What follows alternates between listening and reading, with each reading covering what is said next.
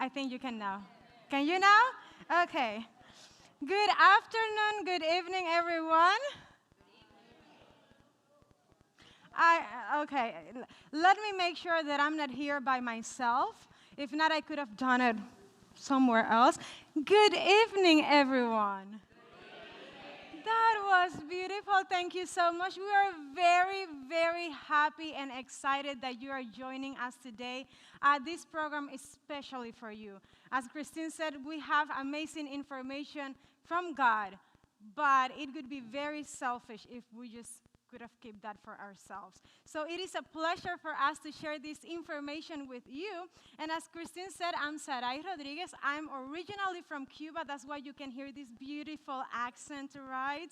And I work here as a nutritionist.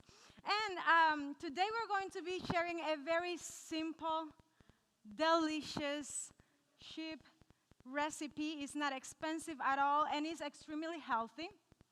But before I start with that, I want to remind us something that Jesus himself is saying in 3 John 1, 2, and it says, Beloved, if you know it, I want you to say it with me. Beloved, I wish above all things that thou mightest, what? Prosper and be in what? In health, even as thy soul prospereth. So, nutrition has a lot to do with this, for us to be able to have an amazing health. So, today we're going to be preparing hummus. How many of you like hummus? Okay, so you're going to enjoy supper today. Let me ask you something. It's always important to start with a question, I believe. How many of you love to cook? Okay. Did you all check that? Now, the second important question. How many of you, and this is a serious one, okay? Are you ready for this? Yes. How many of you love to eat? Okay, so I saw all hands up when I mentioned how many of you like to eat. I didn't see all the hands when I asked how many of you like to cook. So the ones of you that don't like to cook, you better look to the ones that raise their hands that they like to cook so you can go to their house. Make friends with them, be smart. Make friends with them and then you go at meal times. I'm just saying. Okay, so what did I mention that we're going to prepare today? Hummus. Okay, so hummus is a legume, right? Now, many people are afraid of eating legumes, beans. Why some people doesn't like to eat beans? Gassy, bloatiness. I feel so much discomfort. I look like 9 months pregnant, right? So it's very uncomfortable, right? Now, we want to show you ways that can help you not to be gassy, not to have discomfort when eating legumes, so you can actually have the benefit that legumes will give to you. Are you excited about this? I like this group. Woo. Okay, so I'm going to share some tips on how we can actually avoid feeling gassy, okay? So number one, and this one is extremely important, you do not want to skip this step. And any idea what that is? You guys are smart. I don't have to be here, so I can go. Okay. So yes, number one is you want to soak your beans for at least 8 hours. You know, at night you just put it in water, you go to sleep, next day you can cook it. Now, what is number two? Because for some people, this is not enough. So option number two, or continuing with that, is that we want to take that water away after soaking it. Then we are going to put it in a pot with water. We are going to put it in the stove, and we are going to let it boil until we see a white foam on the top, right? You can throw that water away, you rinse it again, and if that's not enough for you, you can do it a second time. And then after that, for sure it will be very, very easy for you to digest. And then when you put it in your pressure cooker, you can just add cumin and bay leaves when you are cooking the beans, and that's going to be even better for you to be able to digest beans very well. So from now on, there is no more excuses that I cannot eat beans because no one will want to be by my side after that, okay? So, why do we want to eat beans still? I like you. Yes, it is high in protein. Many people are afraid and say, if I become plant-based, where am I going to get my protein from? Right? So much drama. They will tell you. Well, our sister here will tell you, it's very high in protein, okay?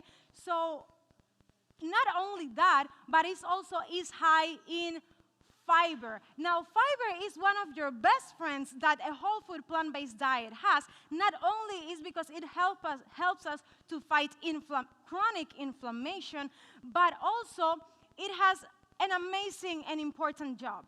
We have two kinds of fiber. We have the soluble fiber and the insoluble fiber. Soluble fiber dissolves in water. What is the benefit of that? Is that it will have this gel-like texture.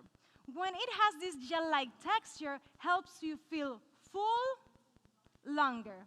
How many people go to McDonald's, eat a huge amount of food, packed with calories, empty calories, and after 2 hours they are hungry? How is this possible?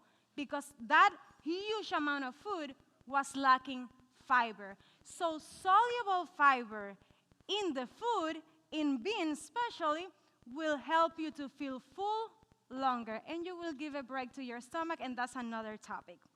Let's talk about insoluble fiber. I really like this one. Why is this? Because soluble fiber doesn't dissolve in water. Instead, it pulls water to your intestines, making you have, are you ready for this? An amazing experience. You know what I'm going to say, right?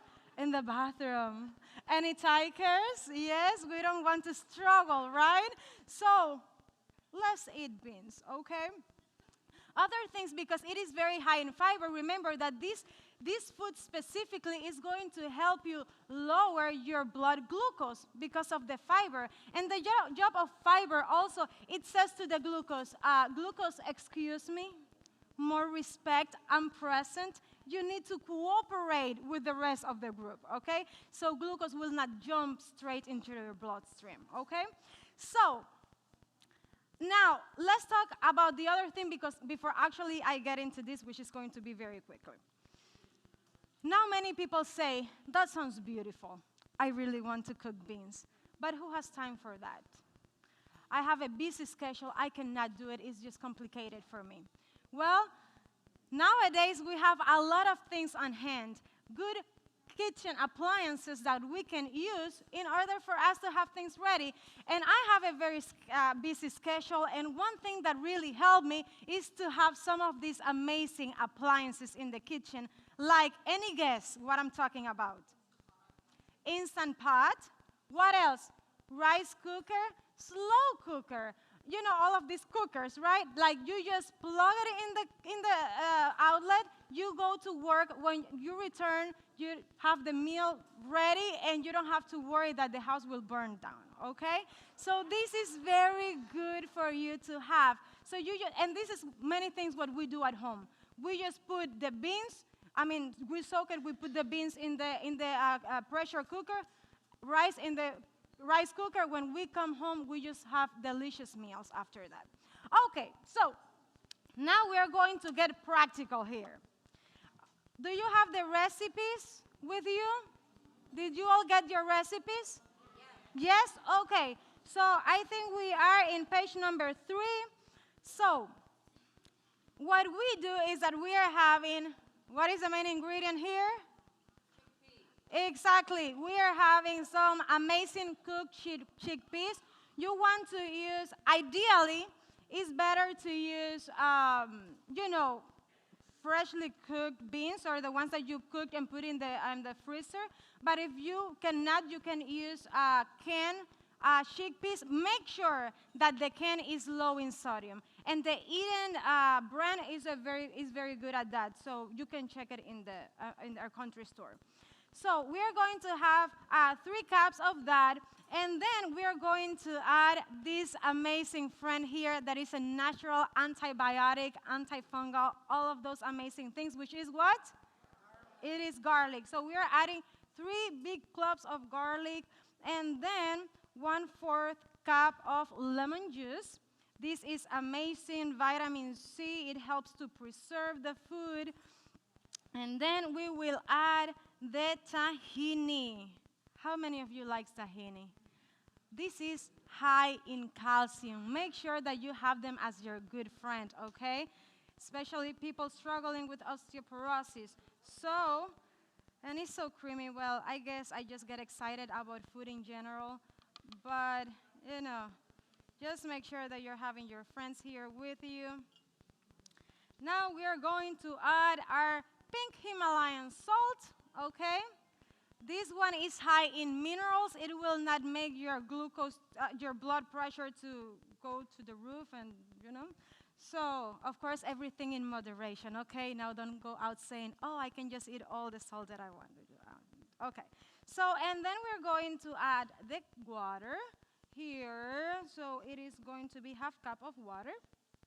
And of course, you will be adding more or less water according to how thick you want it to be. By the way, you can make a salad dressing with this. Actually, I think our lifestyle guest ate it yesterday, a hummus salad dressing. You just add more water and you adjust, you know, probably more lemon and things like that.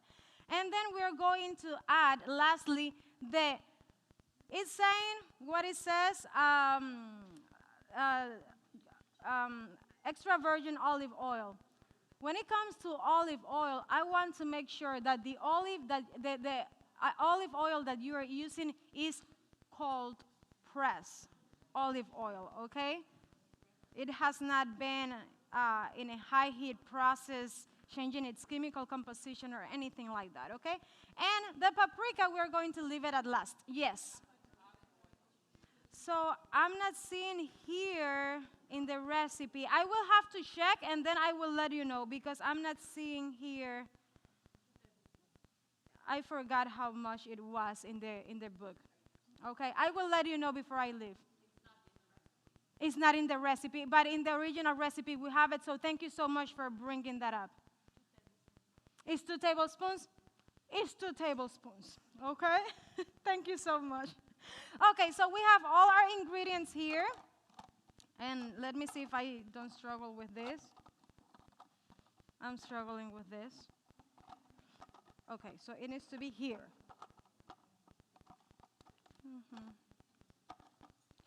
It's not closing. Why it's not closing?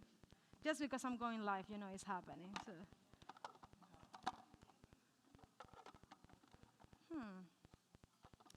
Let's see. Of course, because I was doing it wrong. Okay. So are you ready for the noise?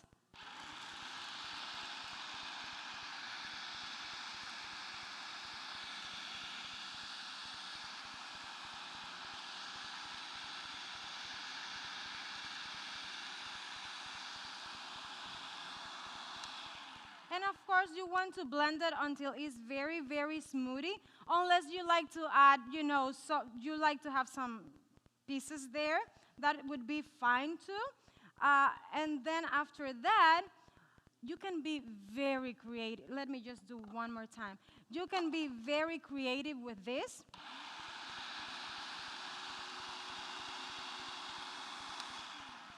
And of course, we have paprika to garnish, but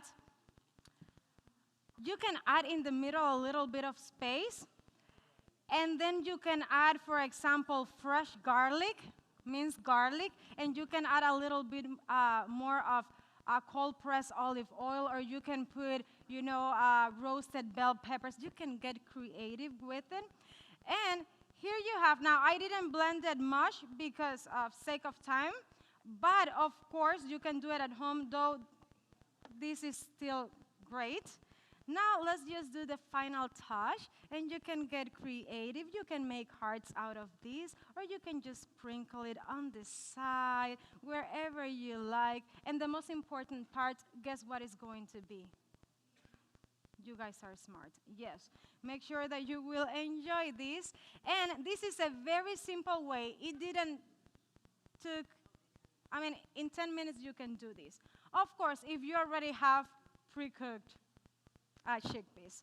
So any questions for me? And here you have the final product. Of course, this is in a, yes.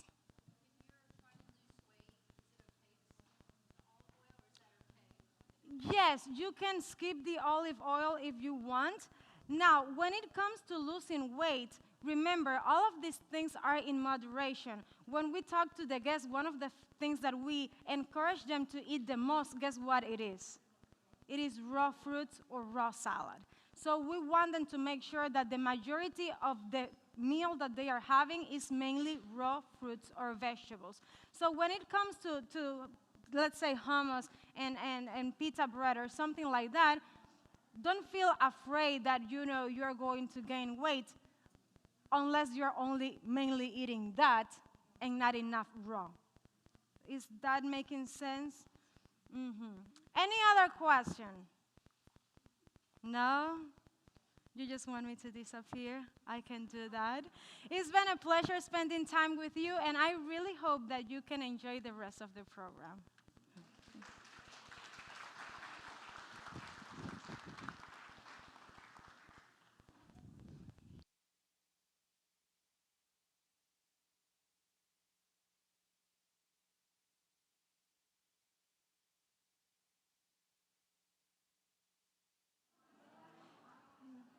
Good evening, everyone.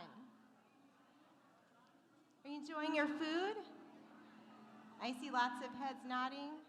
Yeah, I'm looking forward to trying it as well. As Christine said, I'm Aysha Inankur. I'm an endocrinologist. I'm also an internal medicine physician, and I work here at the Lifestyle Center. I have a special interest in lifestyle medicine. So I'm going to talk about inexpensive, natural ways to treat type 2 diabetes. Diabetes has become a pandemic. This map is from the International Diabetes Federation, and it shows that in 2021, 537 million people were living with diabetes globally. Those numbers are expected to go up by 46% by the year 2045. And you can see that while diabetes is on the rise here in continents above the equator, it's growing at an even more rapid rate below the equator. The most recent statistics for spending on diabetes that I could find were from 2022. In 2022, the US spent 1 in every 7 healthcare dollars on diabetes care. This accounted for 15% of US healthcare spending, and it made diabetes the most expensive chronic condition in our nation. How does a person know they have diabetes? Well, there are 3 classic symptoms: increased urination, increased thirst, and increased hunger. But to know a person has diabetes, they need a blood test, at least one blood test. Because diabetes is a condition of high sugar levels in the blood. Okay. All right. Is it easier to hear now? Okay, we'll continue. So diabetes is a condition of high sugar levels in the blood. So while a person may have those classic symptoms I just mentioned, in order to know a person has diabetes, they need a blood test. An important organ to consider in this diabetes discussion is the pancreas, and it's represented here in yellow. The pancreas is an organ in our abdomen that makes insulin. Insulin is a protein that fits into a receptor on the walls of our cells. And when insulin is fitting well in that receptor, like a key in a lock, a door for glucose opens. This allows glucose to move from the blood inside our cells, where that glucose can be used as energy. In type 1 diabetes, a person does not make much insulin at all. And so there's that key, there's the lock on our cells, the lock that could open the door to let glucose in, but there is no insulin key to unlock that door. And so glucose builds up in the blood. With type 2 diabetes, initially there's plenty of insulin made by the pancreas, but that insulin key does not fit well into the lock. We call this insulin resistance. And so the door for glucose stays closed, which causes glucose to build up in the blood. I just mentioned type 1 and type 2 diabetes, but there are two other general classes of diabetes that the American Diabetes Association has named. One is gestational diabetes. It is diagnosed in the second or third trimester of pregnancy. And then there are other types of diabetes. If a person has had a large portion of their pancreas removed, most of their beta cells that make insulin have also been removed. So that person's glucose levels could go into the diabetes range. You may know people who have taken medications like prednisone that raise blood sugars. On these types of medications, glucose can go into the diabetes range. And then there are situations in which the pancreas gets inflamed. Pancreatitis is a condition in which the entire pancreas is inflamed. Damage happens to the insulin-producing cells, those beta cells, and so insulin levels drop, and people may develop diabetes from recurrent episodes of pancreatitis. But by far the most common type of diabetes is type 2, which accounts for 90 to 95% of all diabetes cases. I just mentioned how insulin resistance underlies type 2 diabetes, but insulin resistance underlies most cases of prediabetes. Even people with type 1 diabetes, which is an autoimmune condition, may have insulin resistance. So we saw how with type 1 diabetes, a person doesn't make much insulin. A person may be on an insulin pump for their type 1 diabetes. But if the insulin that they're taking is not working well because there's insulin resistance, the insulin key doesn't fit well into the lock, that person on an insulin pump may need to take higher and higher doses of insulin just to keep their sugars level. So while insulin resistance affects type 2 diabetes, it affects the other types of diabetes. Most gestational diabetes cases are related to insulin resistance. Also, the complications of diabetes, the eye disease, the nerve disease, the kidney disease that often go with diabetes are related to insulin resistance. So the big question is, what causes insulin resistance? I think the story of the Pima Indians is helpful. Pima Indians have settled in the mountains of northern Mexico. They walk up and down the mountains. They grow their own food. Other Pima Indians have settled in Arizona. And Pima Indians in both locations have genes that increase their risk of type 2 diabetes. Initially, the Arizona Pima Indians grew their own food, but as settlers came in, they diverted the waters that irrigated the Pima Indian crops in Arizona, and so Pima Indians in Arizona faced starvation. The US government then allotted them commodities of white flour and sugar and lard, and that's when obesity really began to rise among Pima Indians in Arizona. Pima Indians in Arizona have the highest rates of diabetes of any people group in the world, and so the National Institutes of Health has been studying this group of individuals for years. You can see that back in 1994, Pima Indians in Arizona had an average body mass index above 30. You may know that body mass index is a measure of the appropriateness of a person's weight for their height. A normal body mass index is 18.5 to 24.9. And so in Mexico, Pima Indians on average had a normal weight for their height, but in Arizona, on average, weight was in the obesity range. Another big difference between, or striking difference, I should say, between these two groups of Pima Indians is how much hard physical labor they were performing.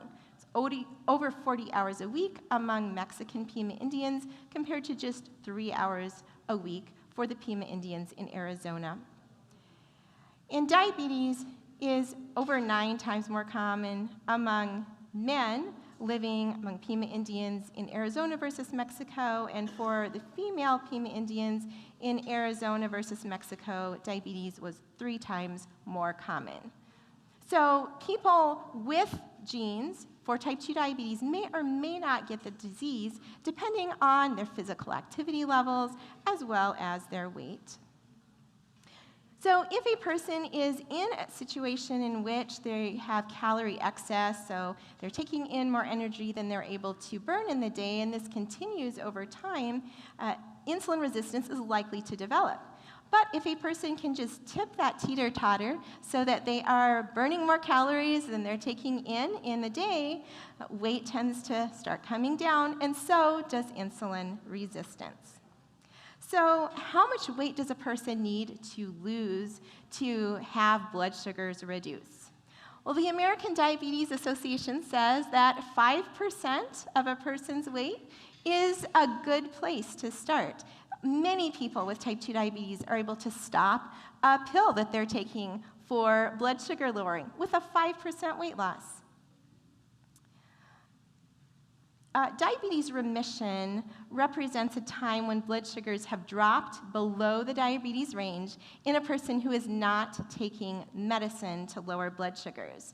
Some people call this reversal of diabetes, and it is known to happen in type 2 diabetes. Dr. Roy Taylor has worked at Newcastle University in England, and he has worked with many individuals, hundreds of individuals with type 2 diabetes. He has put them on lifestyle intervention programs, and he's tracked their blood sugars and other health outcomes.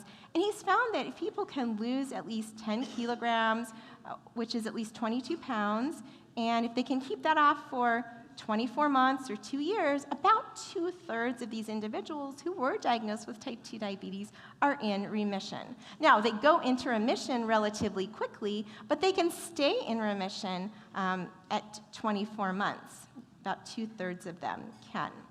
Now, Dr. Taylor also tracked the volume of pancreases in people in his study. You can see here the pancreas of someone with type 2 diabetes. It looks kind of like a sponge. After 5 months in type 2 diabetes remission, the pancreas has started to fill out. And at 12 months in remission, the pancreas is looking more solid. And at 24 months in remission, this pancreas looks full and pretty indistinguishable from the pancreas of an individual who was never diagnosed with type 2 diabetes. Since we've been talking about weight loss, you can guess that healthy eating plays an important role in managing type 2 diabetes. So what does healthy eating consist of? The original diet given to people on this planet is recorded in the first few chapters of Genesis. In Genesis 1, God said, "See, I've given you every herb that yields seed, which is on the face of all the earth, and every tree whose fruit yields seed, to you it shall be for food." A couple chapters later, after Adam and Eve are recorded as sinning, God added to their diet the plants of the field. So the diet God gave Adam and Eve was one of plants, or plant foods. A scientific recommendation paper from Europe in 2023 was written by diabetes experts, and they outlined the optimal foods for people with type 2 diabetes.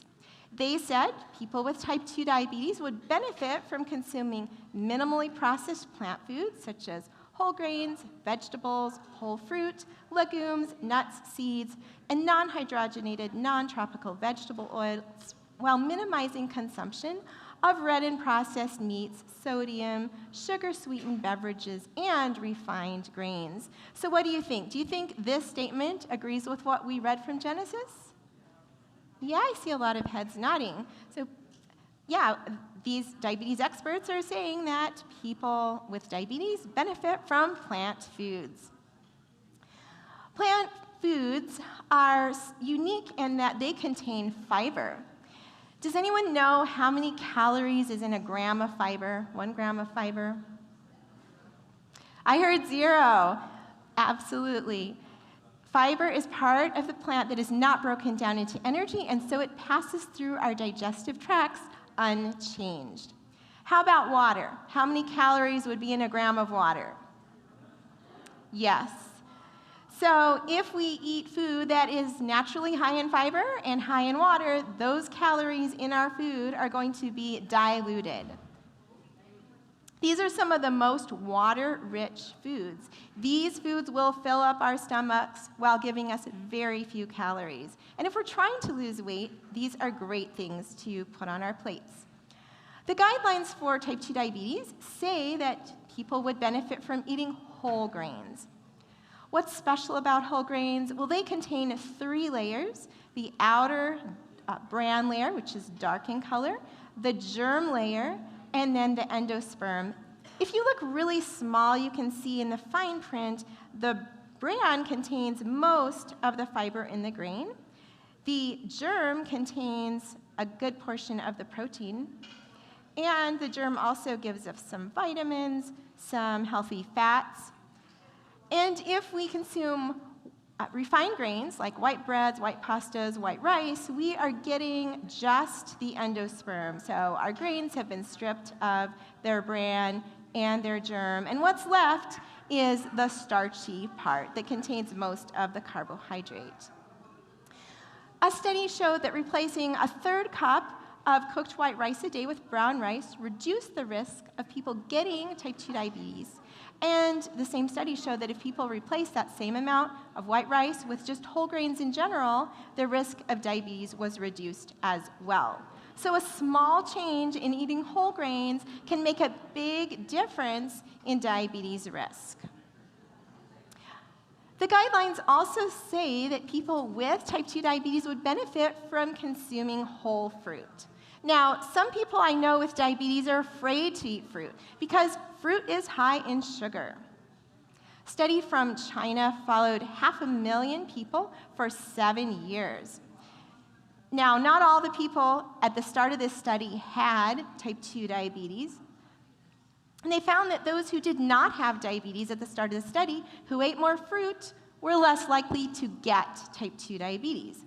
They also found that those in the study who had type 2 diabetes, who ate more fruit, were less likely to have the microvascular complications. That means they were less likely to have the eye disease, the kidney disease, and the nerve disease from diabetes.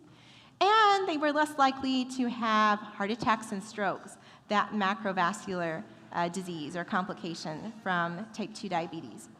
Now, I think it is worthwhile noting that this study was not looking at canned fruit or fruit juice. They were looking at whole, fresh fruit. And we can conclude from these results that fresh fruit, whole fruit, is healthy for people with type 2 diabetes. The diabetes experts also say that people with type 2 diabetes would benefit from consuming legumes. Legumes are beans, peas, and lentils. Another study looked at adults. They had type 2 diabetes, and they were put on 2 different diets for 3 months. One group got a legume diet.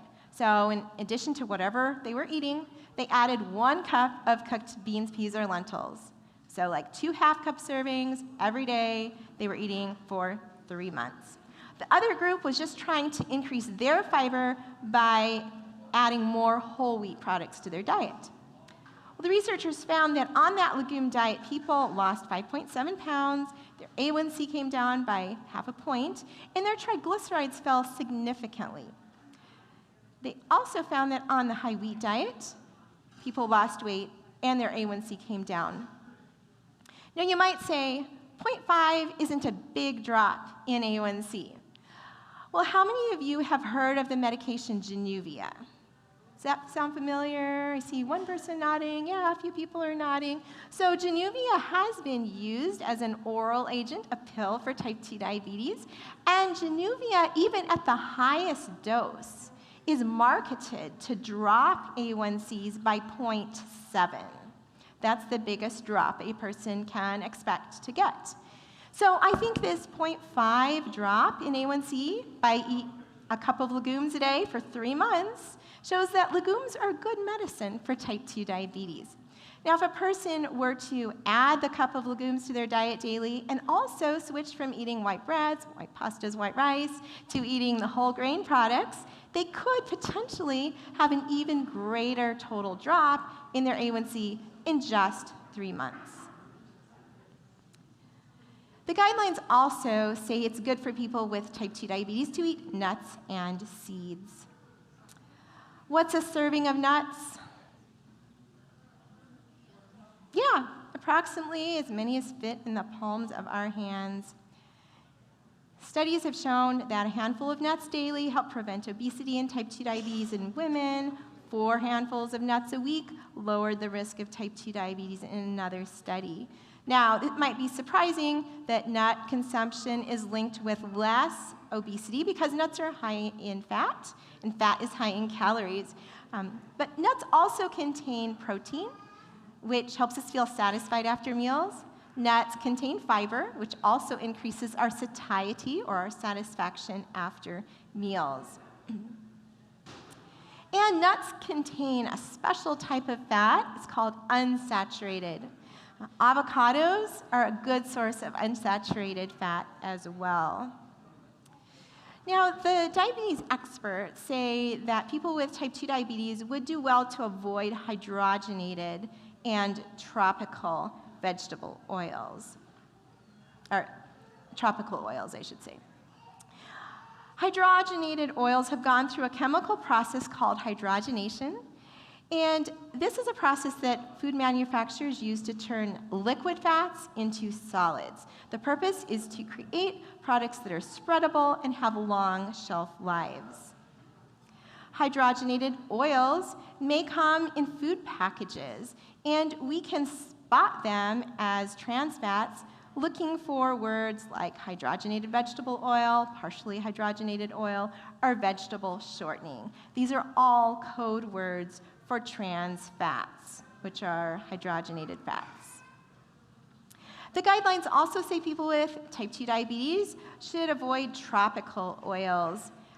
The number one source of saturated fat in our diet in this country is actually cheese, but we can get saturated fat from palm oil, palm kernel oil, and coconut oil. These tropical oils are primarily comprised of saturated fat. Another report another large study, a report from Harvard University, came from the Nurses' Health Study. And this study enrolled 84,000 females. They were studied for 16 years. And the researchers at Harvard were able to find out the impact of substituting 2% of calories that these women were getting from trans fats or saturated fats with unsaturated fat. So when they could replace 2% of the calories the women were eating from trans fats with unsaturated fat, their risk of getting diabetes dropped by 40%. And that was over the 16 years. If they replaced just 2% of calories that these women were consuming from saturated fat with unsaturated fat, the risk of getting type 2 diabetes went down over 10%. So clearly, unsaturated fats that we get from nuts, seeds, avocados are much better for us than saturated or trans fats. They're much better when it comes to diabetes risk. Now, how do we put all these healthy foods together in our diet? An easy way to plan meals is the plate method. Imagine a 9-inch plate. Divide that plate in half. And if we're eating a savory meal like we're having this evening, we'd want to fill half the plate with vegetables, ideally raw vegetables, like the non-starchy vegetables you had in your salads this evening. Then we could divide the other half of our plate in half again and fill half of that side of the plate with carbohydrate-rich foods, and the other half of that side of the plate would be filled with protein. And here's an example of meal planning with plant foods using that plate method. So we have our raw veggies or fruits on half our plate. We have our legumes being high in plant proteins. We also have some nuts and some seeds in that protein quadrant of our plate. And then we have whole grains in the starch or the carbohydrate portion. Another way to plan meals is to think of green light, yellow light, and red light foods. The website Mastering Diabetes came up with this food classification system, and they say that green light foods are optimal for helping people reverse insulin resistance. They're also good for promoting weight loss. So green light foods include whole plant foods that are naturally low in fat. Yellow light foods include plant foods that have been processed. So maybe the grains have been turned into breads or into tortillas, but they've not had the fiber removed. No nutrients have been extracted. The yellow light category also includes whole plant foods which are naturally high in fat, like our avocados, nuts, seeds, even coconut. These foods contain some healthy fats. We just saw the avocados, nuts, and seeds would be good sources of unsaturated fat.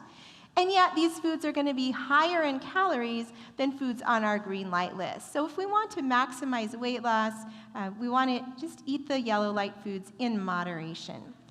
Red light foods have no fiber, and they are inflammatory. They include the animal kingdom, as well as refined oils and refined carbohydrates, especially the refined sugars. Here is a calorie density list showing you the energy density in calories per pound of select items from the green, yellow, and red light food groups. You can see that in general, green light foods have fewer calories per pound compared to yellow light foods, and that yellow light foods have fewer calories per pound than red light foods. Frequently, people with type 2 diabetes avoid eating potatoes because potatoes contain a lot of starch, and starch ultimately turns to sugar. Well, this study enrolled 36 adults. They were carrying excess weight, and they had insulin resistance, and they were put on one of two diets for 8 weeks. One diet was high in potatoes, the other diet was high in beans, and both diets were relatively low in calories. They had similar energy density. Well, which diet do you think was better for promoting weight loss and reducing insulin resistance? I hear a lot of beans, potatoes. Yeah, maybe some of you have figured this is a trick question. Yeah, actually, the potato and the bean diets were equally effective at promoting weight loss and reducing insulin resistance. Now, if we think back to our green light, yellow light, red light food classification system, where are potatoes? Which category are they in? Green light foods, yes. And how about the beans? Green light, yeah, potatoes and beans are pretty close together there on that green light list. So considering that information, it's not so surprising that a bean-rich diet and a potato-rich diet were equally good at reversing insulin resistance. Well, it's not just what we eat, but also when we eat that affects blood sugars. Study of people with type 2 diabetes put all of them onto 2 different diets. So they got a big breakfast diet at one point, and they were eating almost half their calories at breakfast and a really small dinner or supper. And then these people were given a very small breakfast and a really big supper. The researchers found glucose levels were 20% lower after each meal throughout the day when people started their day with a big breakfast. They also found insulin levels were 20% higher after each meal when people had the big breakfast. And these people with type 2 diabetes were not using insulin as a medication, so the higher insulin levels suggested that their pancreases, those beta cells, were making more insulin. And the researchers thought that breakfast really helped to set their circadian rhythms, and with a good, strong circadian rhythm, our metabolic health is optimized. How many of you have heard of the saying, eat breakfast like a king, lunch like a queen, supper like a pauper? Does that sound familiar? Well, that is good metabolic advice. Another study involved over 10,000 adults here in the US. They filled out the National Health and Nutrition Examination Survey, and the researchers found that those who started their breakfast by 8:30 in the morning had lower blood sugars and less insulin resistance. So just one more reason to eat an early breakfast. Another question that arises then is how often people with type 2 diabetes should eat. Traditionally, people with diabetes have been told to eat small, frequent meals, so maybe 3 meals with 3 small snacks. That was compared with eating 2 meals a day in this particular study. So all these adults with type 2 diabetes were put on a 6-meal-a-day program. At another time, they were put on 2 meals a day. And when they ate 2 meals a day, the first meal came in the early part of the morning, the second meal came in the early part of the afternoon. And regardless of how often these people ate, they restricted their calories equally. The researchers found when people were on 2 meals a day, they lost about 4 times as much in waist circumference as they lost on 6 meals a day. Their BMI, meaning their weights, dropped more on 2 meals than on 6 meals a day. Fasting glucose dropped 14 points versus about 8.5 points. And insulin sensitivity is the opposite of insulin resistance. We want our insulin sensitivity to be high. Insulin sensitivity went up 21 points on 2 meals a day compared to just 8.2 points on 6 meals a day. So clearly, 2 meals a day were better for these people who were living with type 2 diabetes. So based on that study, we see that lifestyle changes can obviously affect blood sugars. And so if you are taking a medicine for diabetes, I recommend that before starting a lifestyle change, you check your blood sugars, and as you change your lifestyle, you continue monitoring your blood sugars, and let your healthcare provider know what's happening with your blood sugars. So before skipping supper, just starting skipping supper, do check your blood sugars, and we have great ways of doing that with glucometers as well as continuous glucose monitors. Now, after healthy eating, physical activity is the second treatment for type 2 diabetes. Genesis 1:28 records God saying, "Fill the earth, subdue it, have dominion over the fish of the sea, over the birds of the air, and over every living thing that moves on the earth." It sounds like Adam and Eve were made to move. This study looked at individuals with type 2 diabetes. They'd had diabetes an average of 10 years, and they told them to walk 30 minutes all at once, any time of day. And they told them at a different time in the study to walk for just 10 minutes after their meals 3 times a day. These people were having their glucose levels measured using a continuous glucose monitor. And the researchers found glucose levels were significantly lower throughout the 24 hours when people did those 3 10-minute walks. So walking after meals really flattens the curve in our blood sugars that would normally occur after eating. So we don't have those big like mountain peaks in our blood sugars. And even 10 minutes of walking after a meal makes a difference. Well, the third lifestyle treatment for type 2 diabetes is sleep. Genesis 1:16 says, "God made 2 great lights, the greater light to govern the day, and the lesser light to govern the night." This verse shows how God set our environment to promote sleep. The American Diabetes Association has identified 4 components of sleep that affect blood sugars. So there's sleep quantity, that is how much we're sleeping, sleep quality, how well we're sleeping, chronotype, whether we're an early bird or night owl, and then consistency in timing. And consistency involves having a similar bedtime from night to night and having the same wake time, like 7 days a week. That is very good for blood sugars. Well, sleep needs do change as we go through the lifespan. Children and adolescents need more sleep than adults generally.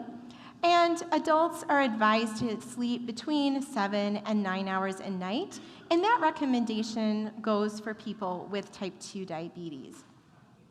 This report was of a study that just asked people in Japan how much they slept, and then these same people had A1Cs measured.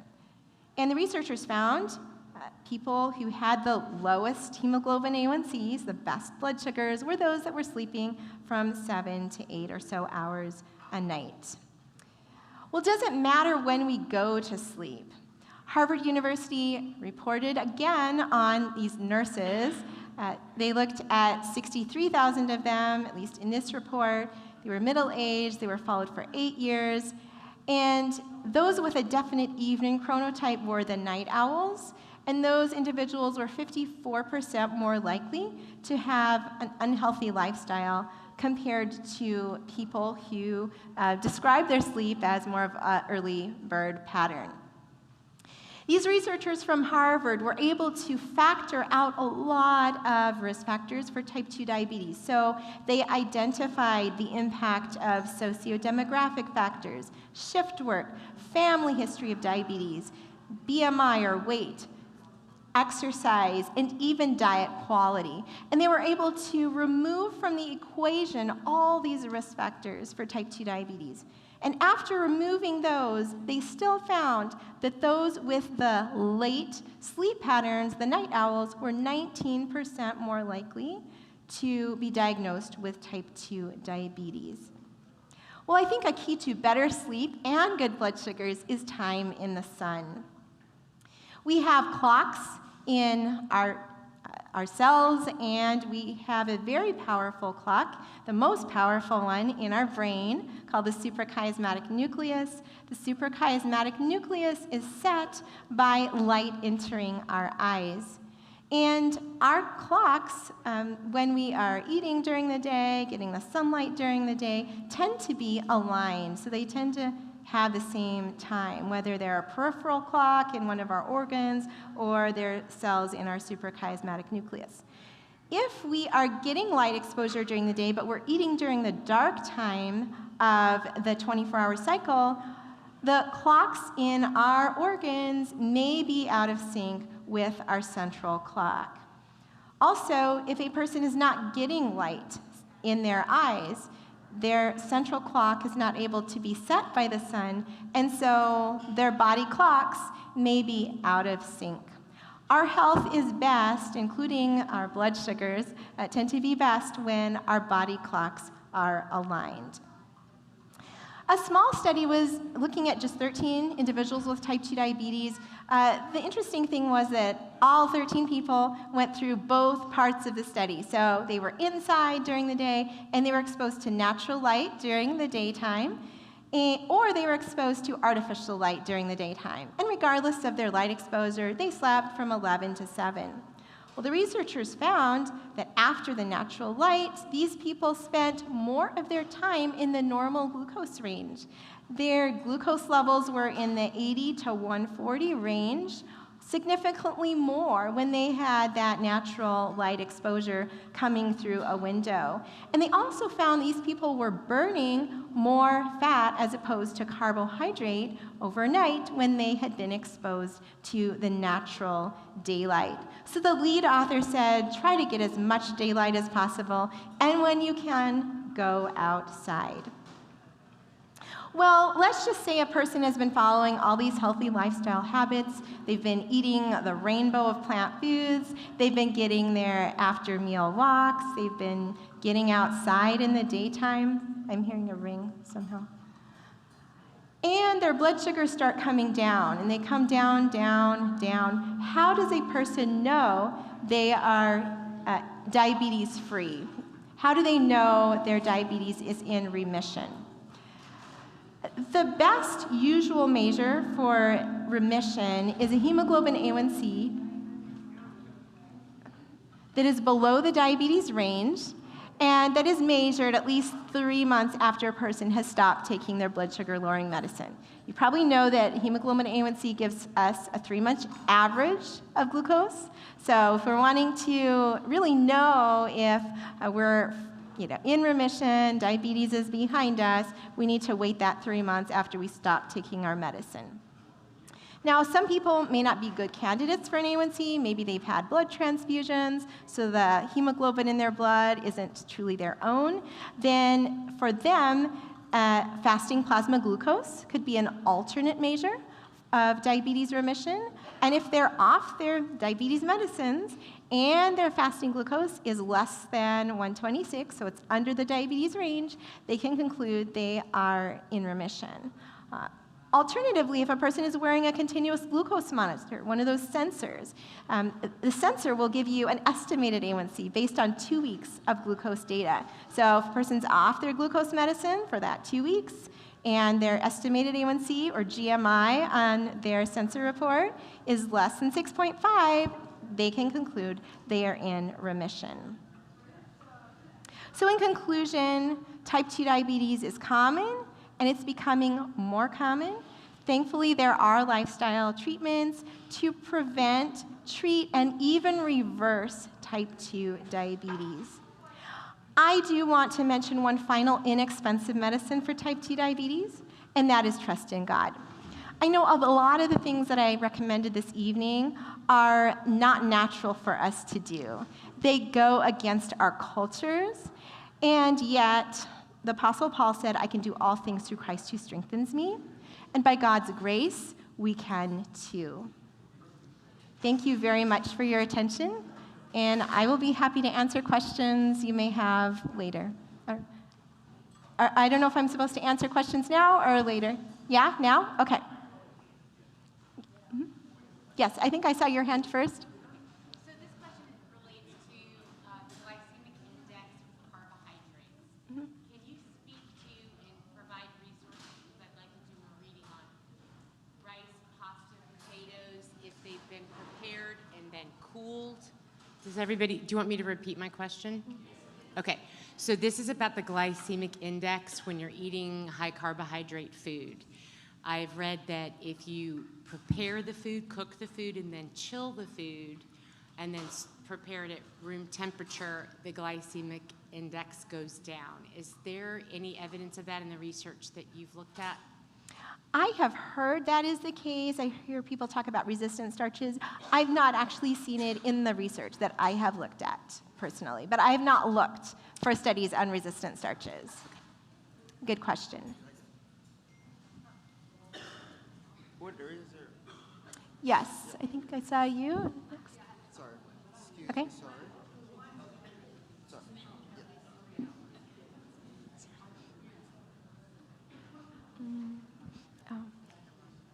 Well, I have a question about seed oils.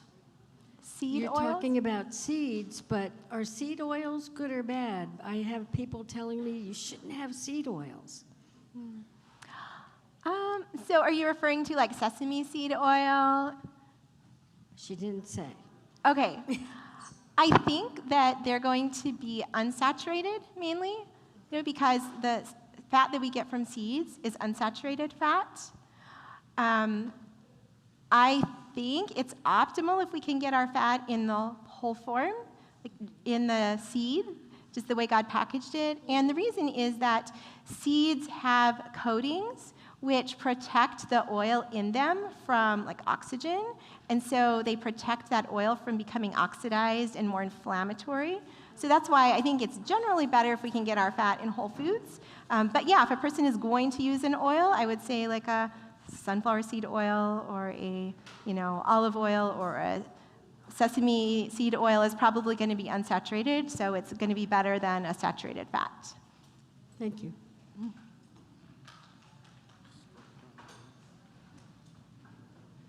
I wanted to ask you about the home A1C test, like at Walmart. Do you know, have you read anything about how accurate they can be, if they're good? Walmart has a test, kit. Yeah, you can check it. I haven't read about the home A1C kits. I have at my church tried to use disposable A1C kits for a Yeah. health program. Yeah. And I will tell you, they were pretty inaccurate. Now, maybe it's because they weren't just stored at the right temperature. There are a lot of variables that go into preserving the accuracy of these devices. Yeah. And I think there can be more chance Okay. for inaccuracy in some of those kits. Generally, the lab A1Cs are held up to standards, Yeah. glycohemoglobin standardization program standards, which cause them to be a little bit more accurate. So honestly, I would recommend using a sensor. I think the glucose management indicator, which you can get from the sensor, is an estimated A1C, and that tends to be pretty accurate. Okay. And you can actually get those nowadays over the counter. There, you can order some online, Dexcom, as well as Freestyle, Abbott Freestyle Libre. they have some direct-to-consumer continuous glucose monitors that you can order. Yeah, I think it's like, what, $50? I'm blanking on the cost. But, you could order like 2 of them just as a one-time package, just to see where your sugars run. And they're even marketed for people without diabetes. So they've tested them out on those individuals. So yeah, I think that would be a good way to get a sense of blood sugars. Okay, another question. Is it possible to get copies of your slides? I don't know, you can ask Christine, you can ask the coordinators. Okay, thanks.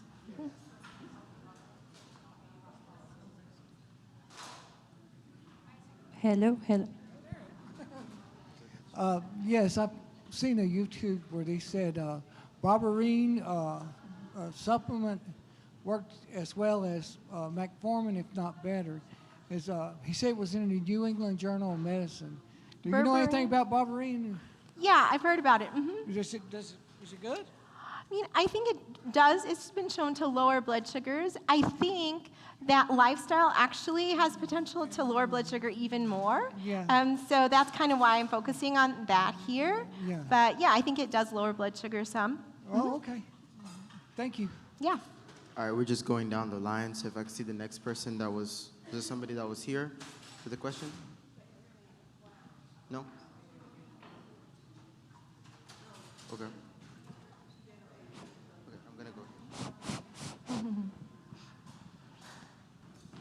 Hi. I know it's important to check carbohydrates, and when you check on the cans and the food for the calorie counts and the carbohydrates and sugars and starch and all that, and the protein, on those labels, it'll say so much carbohydrates, and then down below it'll say so much added sugar. Do we add the added sugar to the carbohydrates, or do we go with the amount of carbohydrates that are in it? Well, I think added sugar is usually included in the total carbohydrates. It should be included. Okay, and the carbohydrates? Mm-hmm. Okay, thank you. Yeah, but I think it is great to pay attention to the added sugars because those have really high glycemic index, and we want to minimize added sugars. So yeah, great to note those. Yes, I'm on insulin. Just recently got on that. Plus, I'm taking Ozempic.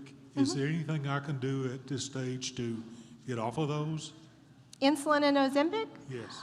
Well, I think fiber and water, I know it sounds kind of like one treatment for everything, but honestly, fiber and water help us feel satisfied after a meal, and people naturally lose weight on that. Ozempic works by slowing down our gastric emptying. Fiber will do something very similar. It slows down the gastric emptying, especially soluble fiber. And so if we eat foods that are high in fiber, we're going to feel satisfied without getting a lot of calories. If we take Ozempic, we're going to feel more satisfied because our stomach is just emptying slowly and we don't feel like eating as much food. But in either case, whether you're eating a lot of fruits and vegetables or you're taking Ozempic, you're going to be getting fewer calories and weight loss will happen. And actually, plant foods have been shown to stimulate the body to make substances like Ozempic. So Ozempic is a glucagon-like peptide, it affects GLP-1 levels, all right? And so foods that contain plants, that contain a lot of fiber, are going to naturally raise GLP-1 levels in our body.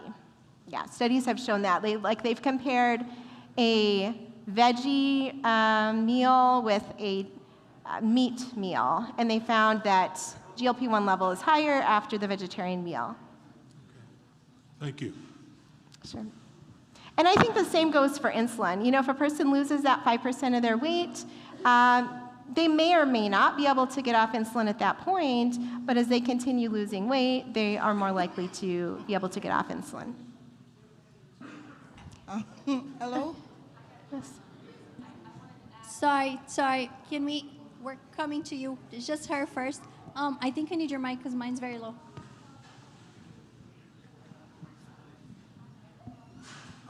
Hello. I'm right here.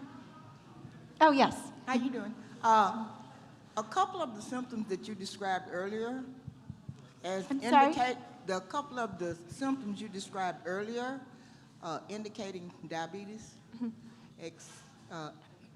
excess urination, and extreme thirst. I've been experiencing those, and should I go and get that looked into? Yeah, I think it's reasonable to have a glucose level measured. I mean, it's just,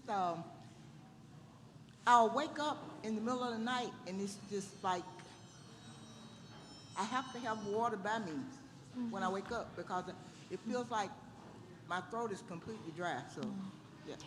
Now, some medications can cause dry mouth, so there are other conditions that might cause a person to be more thirsty or have a dry mouth. But yeah, if you're having those symptoms, it's reasonable. To be on the safe side, I'll go look. Thank you. Sure.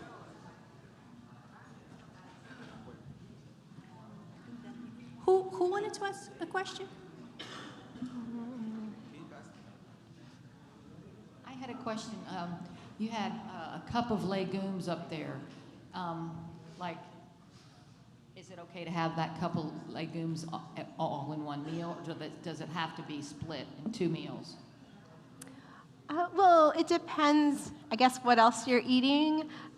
We generally like to think of putting our legumes or our protein on a quarter of our plate. If you can comfortably eat that much legume and you can get some starch and you can get your vegetables, then sure. You know, if you feel like a cup of legume would just fill you up and you wouldn't have space for the vegetables or maybe the carbohydrate, then I would say it's better to eat less. All right. Well, thank you so much for the questions. We want to end it here because we got a lot of people who are already leaving. If you want to stay